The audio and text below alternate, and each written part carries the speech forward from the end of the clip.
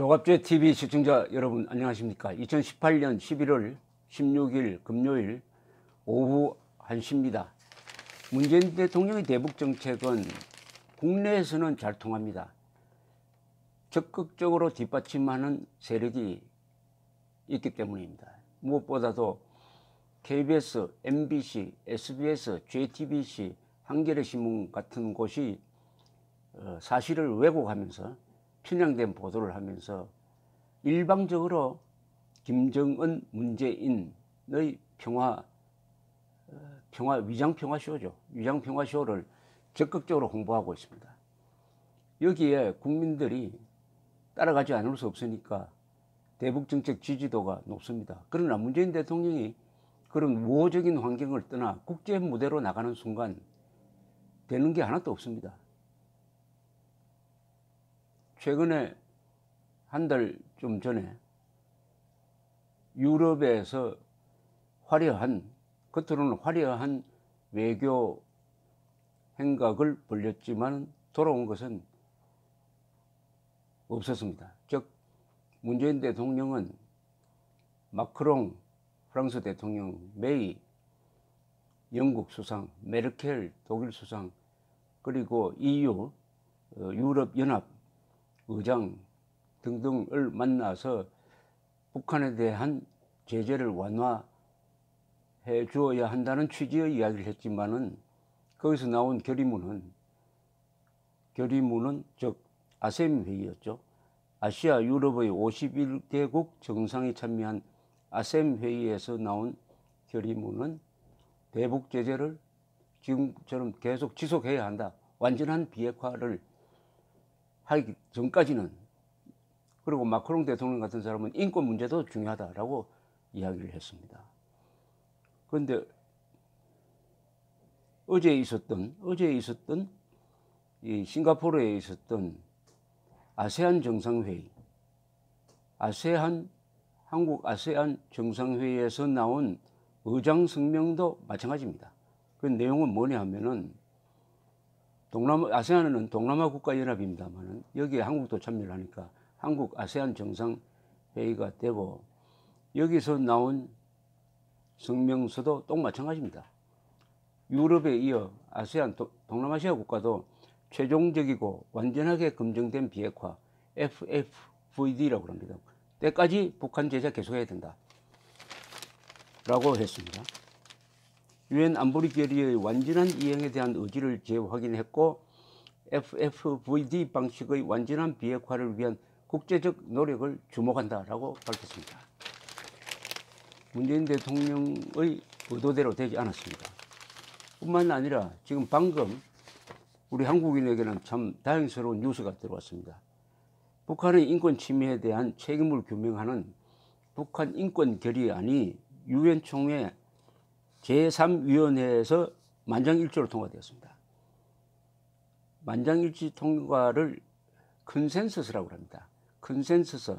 이 표결해봤자 통과될 게 뻔하니까 표결할 필요 없이 통과된 걸로 하자 해가지고 컨센서스를 이룬다는 뜻이죠. 표결 없는 합의 방식이라고 합니다. 뭐 만장일치라고 해도 되겠습니다. 조금 의미는 다르지만 하여튼 컨센서스 방식으로 통과가 되었습니다. 다행히 우리 정부도 북한 인권 결의안을 공동 제안한 61개국에 들어갔습니다. 문재인 정권은 참여하지 않으려고 했겠지만은 이게 국제사회라는 게 그렇게 움직여지지 않고 우리 정권이 아닌 정부가 공동 제안국으로 참여를 했습니다. 이 결의안에서 주목할 부분이 있습니다. 유엔 안보리에 이제 이 결의 제3위원회가 유엔 총회 결의로 들어가는데 그건 뭐 그냥 통과되게 되어 있습니다. 그 다음에 안보리로 넘어갑니다. 안보리에 제안을 하는 거죠. 이번 결의안도 유엔 안보리가 북한 인권 상황을 국제형사재판소에 회부하는 방안을 검토하고 인권 유린에 가장 책임이 있는 사람들을 겨냥한 맞춤형 제재 개발을 검토할 것을 권고입니다. 이는 2014년 북한 유엔 인권조사위원회가 권고했던 사항과 같습니다. 유엔 주재 미국 대표부의 코트니 넴로프 경제사회 담당 참사관은 이날 회의에서 북한 정권은 여전히 세계에서 가장 지독한 인권 유린 가해자 가운데 하나라고 비판하고 국제사회가 이번 결의안을 통해 북한 정권에 다시 한번 분명한 메시지를 보낼 것을 강조했습니다. 이 결의가 북핵을 둘러싼 김정은의 적극적인 외교 공세 속에서도 이런 결의가 나왔다는 것이 중요한 것이죠. 북한을 감싸돌고 있는 중국, 러시아도 이런 추세는 막지 못했다는 겁니다. 문재인 정부도 이런 것을 막을 수 없었다는 것이죠. 여기서 주목할 만한 것은 국제형사재판소에 회부하는 방안을 검토하라는 권고입니다. 물론 안보리가 결정합니다. 유엔 안보리가 사실은 유엔 총회 위에 있는 최고기관입니다.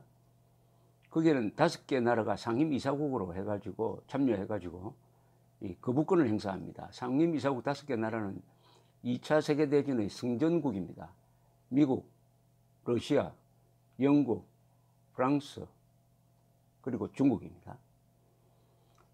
ICC는 인터내셔널 크리미널 코트 약자인데 네덜란드에 있습니다.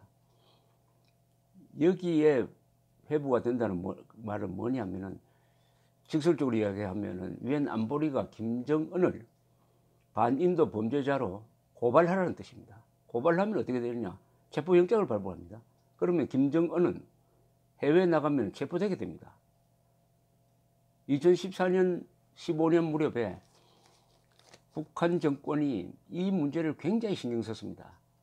자기들이 최고 존엄이라고 모시는 자가 국제 수배 대상자가 될 위기에 처했다 이렇게 생각하면서 굉장히 민감하게 대응을 하면서 북한의 약점이 바로 인권 문제구나 하는 것을 스스로 알려준 적도 있습니다. 그때 우리 박근혜 정부도 아주 적극적으로 나섰죠. 그리고 국내에서도 북한 인권법이 통과되었습니다. 김문수 의원이 발의했던 게 10년이 넘어서 통과되는 그런 분위기가 있었습니다. 그때 김정은이가 코너로 몰렸어요. 그런데 요사이 이 북핵 외교를 통해서 탈출구를 뚫은 것 같았는데 경제 제재망은 뚫지 못했고 인권 문제로 인한 이 포위망도 이건 도덕적 포위망이겠죠. 여기 아직 경제 제재가 따르지는 않습니다. 이것도 뚫지 못했다는 것이 확인이 되었습니다. 가장 책임 있는 사람들을 겨냥하는 맞춤형 제재 개발 여기에 딱 들어가는 게 김정은이죠.